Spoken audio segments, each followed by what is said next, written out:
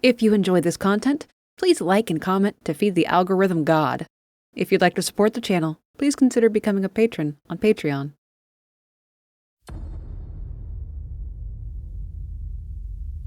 The gods of Olympus believed their rule to be infallible. They were born of chaos and power, and long so did they fight for their divinity and dominion, striking down even the Titans to cement their reign. Neither side could ever claim to hold the moral ground, but it's not about good or evil. It's about who will hold sovereignty in the end. And the Titans have come to another time and another place to see the Olympian gods thrown down from their great mountain. Poseidon, Hermes, Hades, Helios, and Hercules stand at the ready to immediately defend Mount Olympus. It is Poseidon that proves a terror to deal with. With great visceral strikes, he brings down Titans all on his own. Though he's king of the seas, he need not be within water to be powerful. But when he can draw upon it, it adds depth to his mayhem. As the Titans ascend the mountainside, Kratos fights to keep Gaia mobile, as minions of the gods and the gods themselves fall upon them.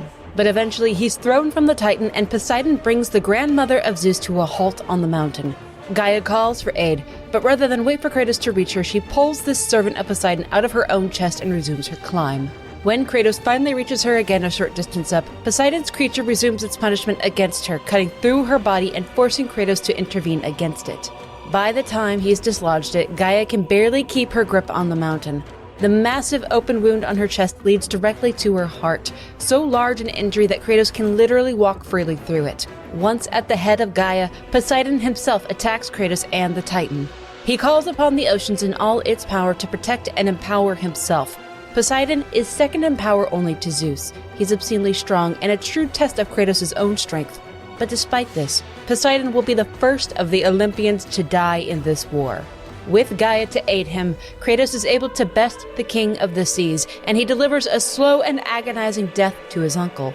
Poseidon's death means the waters of Greece are no longer contained or controllable. When his body falls to the earth, the waters begin to rise, flooding the lands.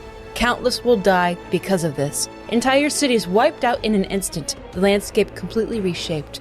But what does this matter to Kratos or the Titans? What do the troubles of mortals matter to them, after all? Together, Gaia and Kratos complete their ascent to meet Zeus atop the mountain.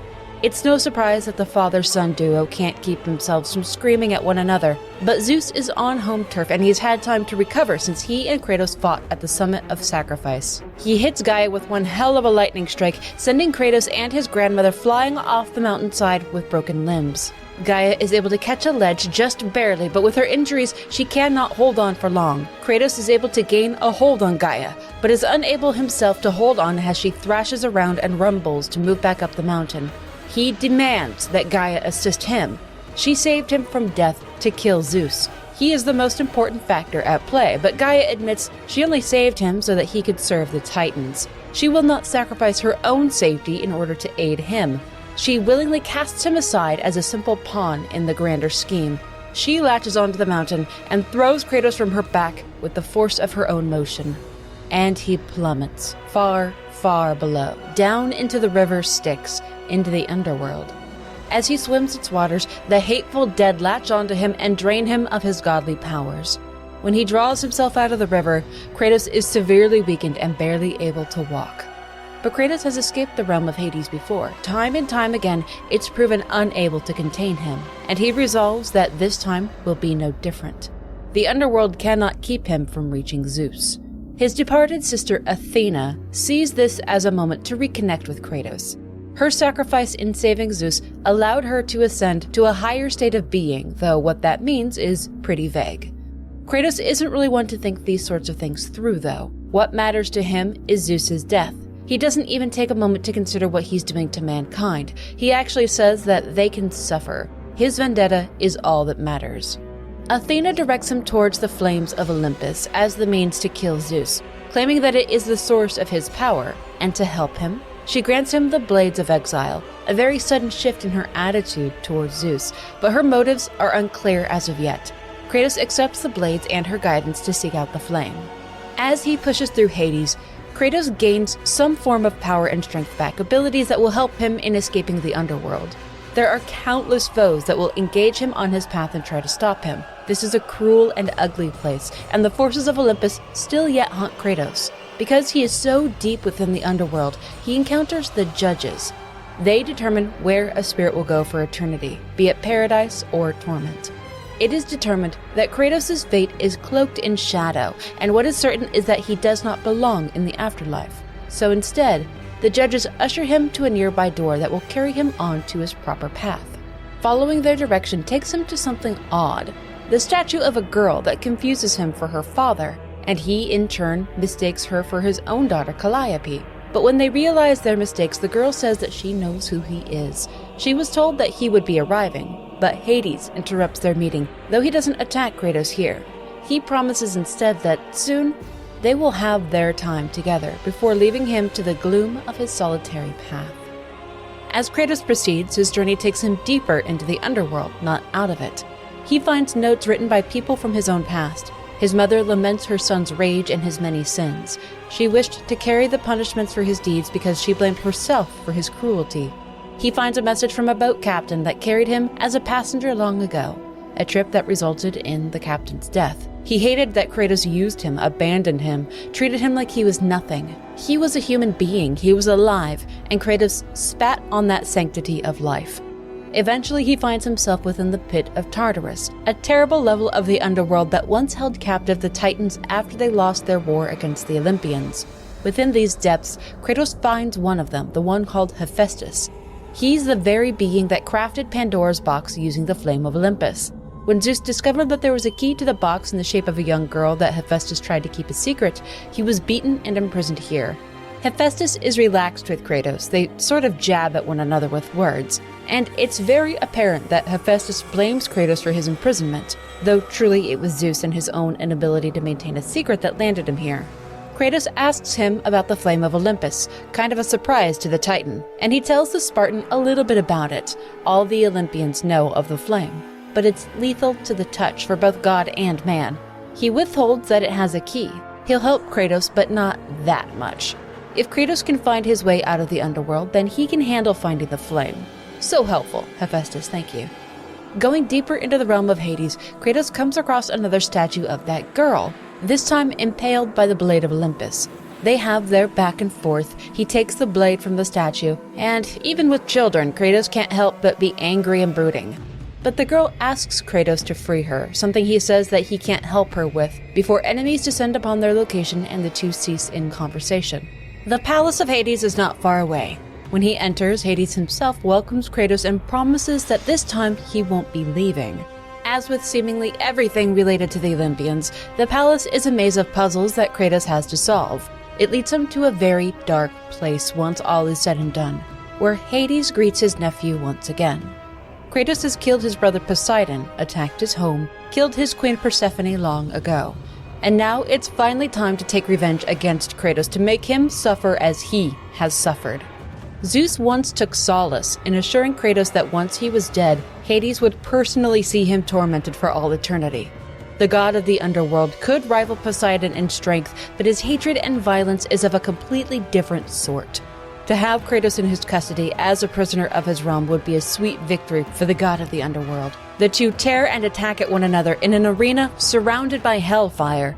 The ground beneath them is even torn out during their fray. For Kratos to succeed, all the gods of Olympus must die. Hades is the next of them to fall. The monstrosity wasn't enough to stop him. He's killed in his own realm. Because of this, there's no one to govern or control the spirits of the underworld. The dead begin to rise back to the mortal plane, and the realm of Hades truly falls into chaos. Kratos returns to Hephaestus with the news that the god of the underworld is dead. And this is pretty awesome news to him, though he would rather that he had suffered a bit more. Curious that Kratos is so capable of killing the immortal gods of Olympus, how many gods has he killed now? Within the prison of Hephaestus are Hyperion gates that require the soul of a god to use. But Hephaestus is sure that it's broken, because his beloved wife Aphrodite never came to visit him here, though the Titan can't really speak those words. It still hurts him deeply that maybe his wife doesn't want to see him. He tells Kratos a bit about how he came to be here. Once he was praised and beloved. His kin were proud of his skills as a godsmith. But when Kratos opened Pandora's box to kill Ares, the paranoia and fear that seeped into Zeus was turned against Hephaestus. Zeus took Pandora away and cast Hephaestus into the pit of Tartarus, where he slaves away trying to recreate his daughter, but he's failed time and time again. And Kratos recognizes those failed attempts. He's seen them throughout the underworld. A girl spoke to him through them, which must be Pandora, the constructed daughter of this Titan. Hephaestus asks Kratos to bring her back to him, and speaks to their mutual understandings of what a father would do for his daughter. While he doesn't acknowledge it aloud, Kratos does know what he's talking about. Because he's killed Hades, Kratos is free to use the Hyperion Gate nearby, and it actually does still work. It takes him to the city of Olympia, where the chariot rider Helios wildly flies about. Here too is Gaia, fallen far from Mount Olympus. She hearkens at him to help her. She suffers greatly, so he must aid her. But instead of aiding his great-grandmother, he cuts the parts of her body that are still holding on. After all, he needs to make his way through, and she is in the way. They both want to take victory over Zeus, but Kratos now holds the advantage. He pushes her body aside off the path and he proceeds on alone. There are still yet Titans that fight. The one called Perseus fights with the chariot-driving Helios over the city. While Kratos fights on the ground through the armies of the god, Perseus and Helios fight one another. The Spartan is able to make ground and offer assistance to the Titan. He beams Helios with a bolt from a ballista, sending him straight into the hands of the Titan, who promptly crushes the chariot. Perseus takes off, leaving Helios to his Spartan assistant. When Kratos finally finds the fallen god, he is well protected but unable to defend himself. He is really jacked up. Helios was once saved from the underworld by Kratos, when Hades' wife Persephone ordered him to be stolen away. He tries to play on that familiarity by promising that if Kratos spares his life, he will repay him in full. But all Kratos really wants from him now is to know where the flame of Olympus is, and Helios understands what Kratos is trying to do, perhaps better than even Kratos does. He retaliates and tries to blind Kratos instead, but that only keeps him away for a few moments. And then, the beating begins. Helios tries to tell him that Kratos has to touch the flame to receive its power, enraging Kratos that he would tell him to do something so lethal. But Helios insists that Hephaestus is wrong. Kratos must touch the flame. But Kratos is more inclined to believe the godsmith than the coward before him. He slowly tears off the head of Helios. He will carry it with him and use the light it emits as a weapon in the journey ahead. With the death of Helios, the sun vanishes. A great storm covers all of Greece. The skies will evermore be darkened by this, but it matters not to Kratos.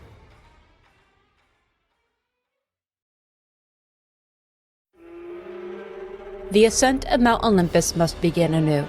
With the head of Helios to light his way, Kratos begins on foot. A statue of that girl, Pandora, is on the path, and she calls to Kratos, telling him that something is getting close to her, and he's the only one that can help her, and that she trusts him, but Kratos very openly admits that she shouldn't. Kratos doesn't yet know what she really is. He thinks that she's just a girl, and he's hesitant to get involved in whatever she is caught up in.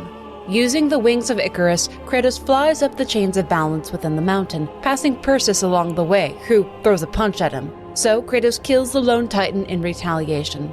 Seems the whole Helios situation didn't really mend allegiances between them. It's all just sort of a free-for-all now.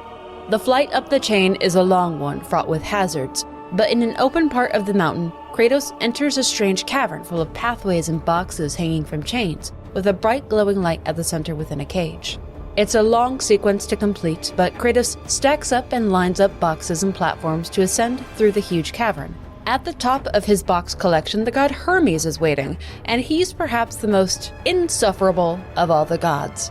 His jokes are only funny to him, he's snide and conceited, and carries on conversation as if he were a spoiled toddler. It's either strange bravery or stupidity that drives him to mock and sneer at Kratos. He goes on and on about it, and then he runs away giggling. Well, Kratos isn't fast like Hermes, but he can still climb, so he starts clawing his way up the chain of balance. It takes what feels like an eternity, but when he reaches the top, he finds himself within a structure holding the flame of Olympus itself, and within it, Pandora's box, the same box from years ago that he used to kill Ares. Athena again appears to Kratos, telling him that the power to kill a god is still within it. It still holds a power stronger than what he used so long ago, something that she says has been missing from the world. She tells him at last the history of the box, how it was crafted by Hephaestus to lock away the evils that roam the world at the end of the war with the Titans so long ago. When Kratos opened the box, those evils returned and began to corrupt the gods of Olympus. When Zeus witnessed what Kratos did to Ares, he was gripped with fear. Athena goes on to say that to open the box once again, Kratos must have its namesake, Pandora, the girl. She is the key to destroying the flame, the same girl that Kratos has been ignoring since the underworld, but he is sure that he can handle finding and managing the girl. Hermes awaits him outside on a terrace, ever eager to mock and goad him into chasing. When Kratos ventures a bit farther out to an overlook, he can look upon Greece and see the cataclysm that he has caused in killing Poseidon, Hades, and Helios. The lands and its people have been wiped away, countless murdered because of the cruel games that the gods play. But why focus on that when there is another god to be chased down? Kratos follows Hermes about the mountain, terrorizing human survivors and servants of Olympus as he goes, always one step behind the speedy god. And Hermes is just so insufferable. I'm sure it would be a shame if his head got popped like a cherry. Hermes finally stops atop a statue of Athena, assumedly not really paying attention, because Kratos hits it with a conveniently placed boulder, and Hermes doesn't really bolt when Kratos starts climbing up after him. Maybe he needs to recharge his speedy boots, or maybe he's just a massive idiot. Hermes is very injured after the collapse of the statue, leaving a blood trail that's easy for Kratos to follow. This time, Hermes can't bolt away and stay one step ahead. He's far too injured for that. And Hermes isn't the fighter that Kratos is. He mostly just tries to stay one step ahead of the Spartan, but in such an enclosed area, it's really not possible. Kratos beats Hermes down. It seems like maybe Hermes is willing to try to convince Kratos to not kill him, but oh gosh, Hermes really just missed diplomacy classes or something. He just becomes more irritating the more he speaks. And it looks like Kratos shares in that sentiment. He kills Hermes by cutting his legs off one at a time, like he really wants to mess with Hermes' head before he dies. With his death, a plague is released upon Greece. Those few humans below that still yet survive will eventually be consumed by it. Kratos takes the boots of Hermes as his reward, which will give him extraordinary speed and the ability to run up vertical surfaces. But Hermes will not be the only god that Kratos comes across here. Some distance away is an open area being overseen by the drunken Hera, the sister wife of Zeus. When Kratos was a baby, Hera told Zeus to kill him, but he ignored her and let the child live. Her greeting towards Kratos reflects her disdain for his existence, as well as her disdain for her own husband. She has very little love in her heart, and none of it will be spared for either of them. Kratos does disclose that he is looking for Pandora, the child, and Hera knows what he's talking about. Hera was very proud of Hephaestus before Zeus locked him away, but she is not going to help Kratos. She orders someone else to take care of him, Hercules, one of Zeus's many bastard children, born of a mortal mother. So, like Kratos once was, Hercules is a demigod, and his ass is a bit chapped that Kratos was supposedly chosen to kill Ares while he slaved away on his 12 labors, which he deemed to be menial tasks. Why was Kratos brought to godhood but not he? Well, now he will destroy Kratos as his final labor, and then he will become the new god of war and claim a throne all his own. Hercules doesn't immediately enter the arena though. He sends his soldiers to fight Kratos first. He's not really the honorable sort. When he does finally enter the fight, he brings with him backup to help keep Kratos at bay. A few pieces at a time, Kratos pins the demigod down and strips away pieces of his armor. Because while he's not fighting one-on-one, that doesn't mean Hercules isn't a terror. The man is a bulldozer. Kratos manages to get his armor off and his weapons for his own personal use. Hercules literally upends the arena to stop Kratos, tearing the floor up with his bare hands. When Kratos gets back, he pins Hercules beneath the broken up stone and beats him to death, hitting him so hard that the floor beneath them breaks, sending them down into the waters below. Through and past the chambers of Poseidon, Kratos comes across another statue of that girl Pandora. She's terrified of something. He is close, she says. She tells Kratos that she is within a labyrinth before something takes her away. The he that Pandora was trying to flee from finally makes his presence known to Kratos. It's Zeus. He's on to their scheming, and he will not allow it. He plans on taking custody of Pandora. At least Kratos now knows that he needs to find a labyrinth, and he had best hurry up if he wants to find Pandora alive. Who knows how long it will take for Zeus to dispose of her. The bridge that will take him further into Olympus is broken, but a gate leading back to Hephaestus is close, within the chambers of the gratuitously sexist depiction of his wife Aphrodite. But anyways, the last meeting between the two was a bit rough, but Kratos just cuts to the chase. He's looking for a labyrinth. and the Titan immediately understands why he's searching for that place. It's where his adopted daughter is. Hephaestus is not reserved about telling Kratos to stay the hell away from her. When he's calmed a bit, he reiterates why Pandora's box being opened was such a terrible thing, precisely what was done when Kratos opened it. And he finally admits that Pandora was the key created to complete the box. When Kratos opened the box to kill Ares, Hephaestus' secret was laid bare, and whoever has the girl can gain access to whatever is still inside the box. Athena had told Kratos in the underworld that an untapped great power was still within it, and that he needs it, therefore he needs the girl. But the Titan hints that taking the girl to the box, using her to quell the flame, could cause something to happen to her. Not that Kratos really cares. He doesn't care about anyone but himself and Zeus. Hephaestus knows that there's no reasoning with him, so he very suddenly shifts in his demeanor and tells Kratos that if he gets him the Omphalos stone, then he will make him a special weapon, one that will surely give him the retribution that he so rightly deserves. It's in the pit of Tartarus, he just has to go get it. And Kratos, being the complete egomaniac that he is, doesn't question any of it. He trots off without a single thought in his head outside of murder Zeus. This little trek takes him to the gates of Tisiphone, remember, one of the Furies, the one that could create wicked realistic illusions. Well, sadly she's not here right now to say hello, but her namesake gate is a hassle just like she was. And within the pit of Tartarus is an old friend, Kronos, and he knows that Kratos has betrayed the Titans, betrayed his mother Gaia. Kronos really didn't have the best of deals before, but now he's stuck in the pit and he's pissed, so he's gonna crush Kratos. This little venture that Hephaestus sent him on wasn't really an errand, but now is not the time to dwell on that, because Kronos is highly motivated and he's massive. It takes a huge time investment just to make it up his body into his head, only to get swallowed whole by the Titan, but don't worry. Kratos exits through his abdomen, not his asshole. Can't be showing male butt parts, can we? Which is to say, show penis, you cowards. Kratos comes out with that stone alongside the intestines of Kronos, but he won't leave well enough alone. He maliciously ascends the body of Kronos again, ignoring the cries of the Titan, and he sinks the blade of Olympus into his skull. And it is not a quick death either, it slowly cooks his brain from the inside, as he stumbles around the pit, screaming in pain. Returning to Hephaestus with the stone, Kratos is fully aware that this was treachery. But Hephaestus wasn't really pulling his leg. He can make him a weapon with that stone. He quickly crafts for Kratos the Nemesis Whip, infused with lightning. And then, he attacks the Spartan. He is unwilling to sit by as Kratos acts as a threat against Pandora, and he'll never stop his search for her. Zeus tortured him and stole his girl away, and he has no doubt that Kratos will do the same. But the Godsmith is not a fighter. Impaled and weeping, the Titan begs for mercy for Pandora. He asks Kratos to not hurt his beautiful daughter, and with a final heave, the heartbroken father passes away. With the Nemesis Whip, Kratos is able to move parts of that broken down bridge finally, and proceed on to Olympus. He comes across a workshop belonging to a man called Daedalus, who was commissioned to build all of those boxes in the cavern in the mountain in exchange for the safe return of his son, Icarus. Icarus is super dead from that whole chasm incident a while back.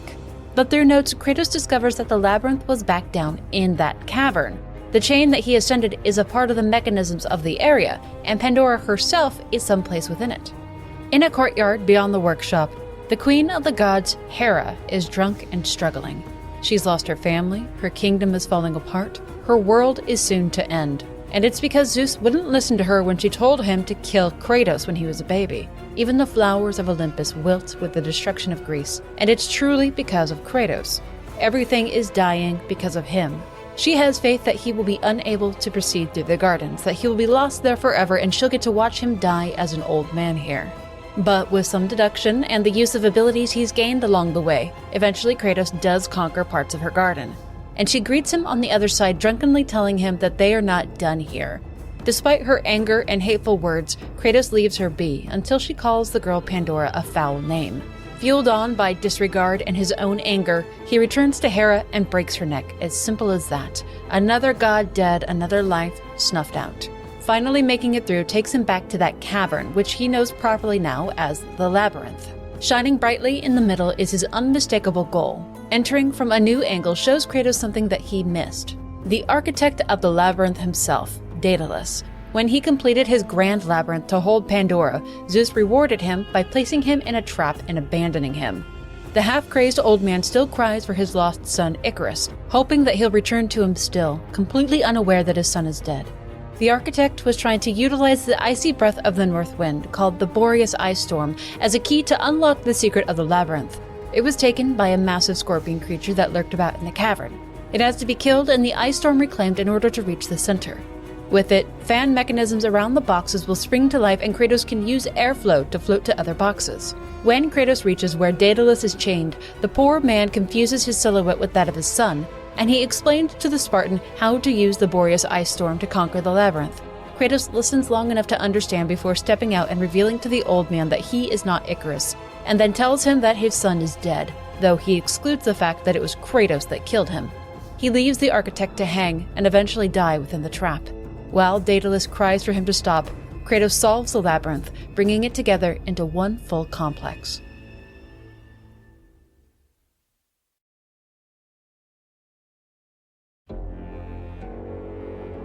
She's not far now, the answer to the murder of the God King.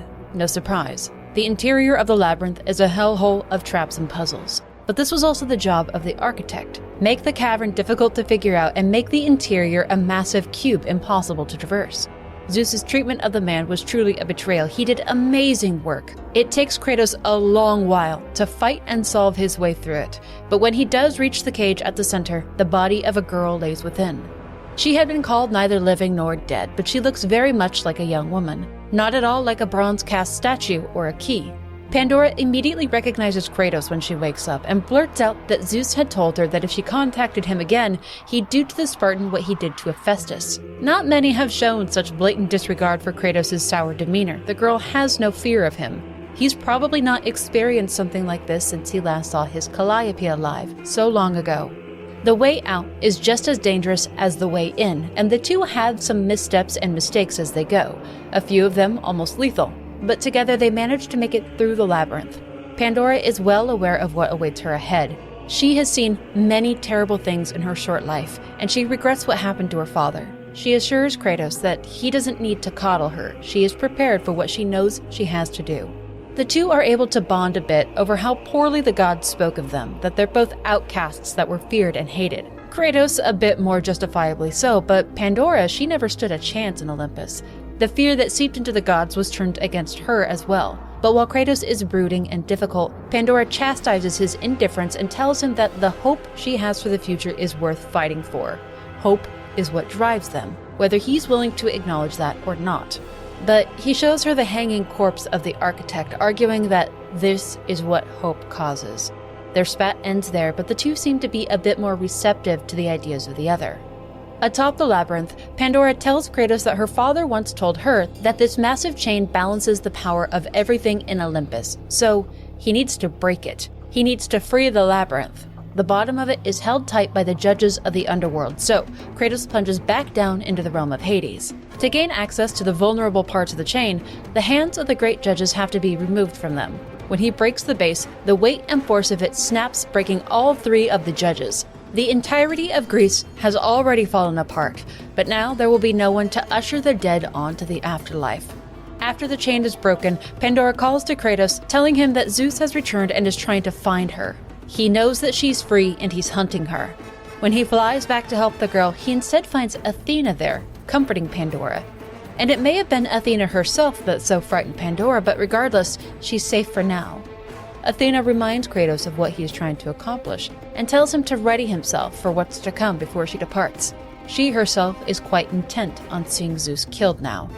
Pandora cannot make the climb up the mountain on her own, and Kratos needs all his strength to make it, so he leaves her atop the labyrinth and proceeds back up to Olympus to bring the chain up. With nothing tethering it down now, Kratos is able to turn the mechanisms bound to the chain which protect Pandora's box. Of course, the massive labyrinth being forced up through the ground breaks apart and thrashes the temple, but Pandora's box is exposed, and Pandora herself is lifted up to Olympus. And seeing the box, being in the presence of it, the girl only hesitates for a moment before beginning her approach.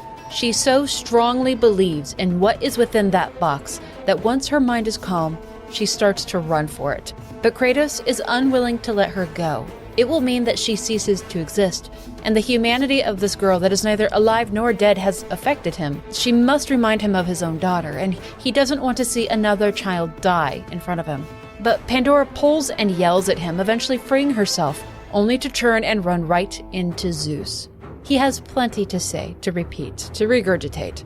Regrets for not killing him as a baby, blame for what's taking place on Olympus, mockery that Kratos would try to find redemption by saving Pandora. But this is a fight ultimately between the two of them. Zeus discards the girl carelessly, and a brawl commences between the two gods once again. At first, the two beat each other senseless like they're in a street fight, and abuse the walls of the temple until it starts to crumble and fall apart. With the two preoccupied with one another, Pandora bolts for the box as soon as the opportunity presents. Kratos tries to catch her, to pull her back. Zeus joins in to feed on Kratos' fear of losing the girl. But she won't allow this. This is why she exists. She has to do this. And then Zeus plays his stupid card again. He demeans Kratos, and he draws upon the death of his family to fuel his manipulations. But Kratos can see through it, and he knows that he has to let go of Pandora. So he focuses his hatred and his rage towards Zeus, and he lets the girl go. When he rises again, the room is settled and Pandora's box is unlocked. Opening it up, it appears to be completely empty. No immense power pours forth to strengthen him like it did before. The whole affair is actually quite funny to Zeus, which just makes Kratos more angry. What was that sacrifice for? It was for nothing. Was this whole damned adventure for nothing? Outside on the overlook, Zeus stands peering out over the devastated Greece. He comments that he'll have much to do once Kratos is dead. He does intend to fix everything that's been done, but first he has to kill his son. The two resume their fighting, as they have seemingly so many times before, neither truly taking the upper hand. The entirety of Greece has suffered so tremendously for their selfishness in their fighting. Even with the apocalypse taking place in the background, all that matters to these two is killing one another. They really do deserve each other. Gaia reappears partway through, having finally made it back up to the mountaintop. And she is a hostile party to both. She wants them both dead at this point. The world that she knew has been destroyed because of them. She will gladly kill them together and be done with her disappointing spawn. The both of them escape her crushing grip by jumping into that old wound on her chest. It makes sense that they kill two birds with one stone by fighting in her heart chamber. Gaia made a grave mistake by engaging both of them with that open wound, and she has no way of getting them out without tearing open her own chest. So the father and son gods beat the hell out of each other within the body of their Titan matriarch. They use everything at their disposal to gain the upper hand, even siphoning power from Gaia herself when time allows. It is the blade of Olympus that proves Zeus's undoing. The blade that he himself crafted so long ago to defeat his own father will now be wielded by his son against him. It is the cycle repeated of sons killing fathers. Kratos plunges it into the king of the gods and into the heart of Gaia, bringing an apparent end to their fatal conflict. On the landing below, Kratos lands near the corpse of Zeus, still impaled by the blade of Olympus. Finally, he has won, but at a most terrible cost to his home country. After retrieving it, Kratos begins to leave, but where he intends to go is entirely unclear. His life has been about nothing but violence and vengeance. What is someone like Kratos going to do with the rest of his life? Perhaps find a new people to victimize. But Zeus is not so easily taken down. Though his body is lifeless, his spirit still carries on. With one mighty hit, he takes and breaks all of the Spartans' fun tools and toys, leaving him nigh defenseless against him. And Zeus forces Kratos into the fear and darkness of his own mind, to face the things that torment him so. He sees with vivid clarity the last moments of his wife and daughter so long ago. He sees his daughter tremble watching her mother die in front of her, knowing that it was her own father that did it. He feels that confusion again, asking why they were there. They were supposed to be in Sparta, not this faraway place. He sees the girl Pandora, speaking to him of hope, setting him free, then being cast into flame herself. Taking with him the light of Pandora's flame, he finds his wife and child again, but this time, his beloved wife tells him that it's time for him to lay his fears to rest. It's time to find forgiveness from within so that he can start to heal. And it's time for him to truly say goodbye to his Lysandra and Calliope. He will not meet them in Elysium. It's time for him to accept that they will never be together again. The path that he has chosen will take him far from that possibility, but his wife and daughter will have one another in paradise. The voice and light of Pandora continues to lead Kratos on through the darkness. He sees once again the death of Athena. She asks him to face his fears, confront his demons, and lay it all to rest. Stop the cycle of fathers and sons killing one another. Throwing himself from a ledge, he lands in bloodied waters and hears the cries of so many that he's killed and victimized in his vendetta. Yet still, the voice and light of Pandora guides him on, promising to stay with him. As he remembers her words before her death and the taunting of Zeus, the girl's voice remains firm. It's all right. The light guides him towards Pandora's box, and Kratos remembers that within is the power needed to kill a god. The flame of Pandora is within it now, and what she fought for: hope. Even if this flame, this supposed power, is not something tangible, it brings strength with it through belief in overcoming the darkness. Kratos returns to his senses, emboldened by the hope of Pandora, and he lashes out against the spirit of Zeus. His attacks force it back into his body, weakened and vulnerable. The god of war discards his weapons and begins to beat the god king with his bare hands against stone. His hits are so violent that his own vision becomes clouded by blood and gore. When finally death comes to Zeus, the chains of servitude on Kratos' arms fall away, and lightning pulverizes Olympus. When Zeus' death is complete and his body taken, a great wave of light floods the land. Olympus has finally and truly fallen. Standing alone before the destroyed landscape, Kratos can now fully take in the suffering that he has brought. Athena returns to him, congratulating him for his victory, excited that now mankind is ready to hear her message. She demands from Kratos the power that he took from within the box, that she sees upon his body. But Kratos says the box was empty. Athena placed that power within it so long ago, and so she calls it her own. But then she pieces it together. When Kratos opened the box during his fight with Ares, the weapon called Hope was taken by him. Fear and evil went to the gods, but hope rested within Kratos. When Pandora aided him, guided him, lended him her light, it awakened that slumbering hope, and Kratos was finally able to kill Zeus. He doesn't speak of any of this with Athena, though, who so clearly hungers for that power. She would usurp Olympus herself, become the new god of this broken land. She tries to convince Kratos to hand it over to her. She knows how to use it better. It's the right thing to do, after all. And when he refuses again, she tries to argue her entitlement to it by listing every time that she has helped him in the past, but still, it doesn't work. Kratos decides that this power, this hope, it should not belong to any god. He is certainly undeserving of it, and Athena has not proven herself to be any better than those who once ruled from Olympus. Kratos drives the blade of Olympus through his body, freeing the hope stored within himself so that mankind might instead receive it. Athena pulls the blade from his gut and leaves him to bleed out alone upon the rocks of the mountain. But death will not come so easily to the god of war. He rises from that stone and he departs from Olympus forever. He leaves Greece behind to travel far and wide for many years to come. Eventually, his search for peace and freedom from his deeds will take him to a land far, far away. Kratos will travel to the frigid, wild north.